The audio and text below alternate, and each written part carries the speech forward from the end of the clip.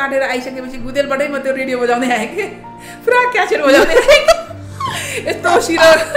सिर पुरा त्यो लाउरे हुन्छ टुरिस्टहरूले ट्रेकिङ जाँदाखेरि बोक्छ नि ब्याग त्यो ब्याग बोकेको छु पछाडि होइन अनि त्यसपछि त्यो माथि चाहिँ त्यो सिर बाँधेर बोकेको छु अनि यहाँ रेडियो बजाएको छु त्यसरी आएँ कि म यस्तो आनन्द आयो मलाई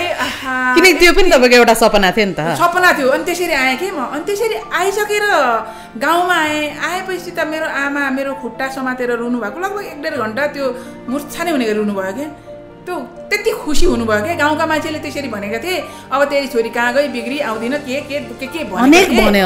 भनेका थिए मेरी छोरी आई भनेर आमा त्यसरी रुनुभयो अनि रोइसकेपछि त्यो गाउँभरिको आफन्तहरूलाई मैले एउटा जसरी लाउरेले ल्याउँथ्यो के ल्याएको थिएँ कि कसैलाई धागो कसैलाई पोते कसैलाई टिका कसैलाई के चक्लेट यस्ता ल्याएको थिएँ होइन अनि त्यो सबैलाई दिँदाखेरि त गाउँमा त के भने छोरी नातिले के राम्रो काम गरेर कमाएर ल्याइ होला र भन्ने खालको अर्को आरोप फेरि अर्को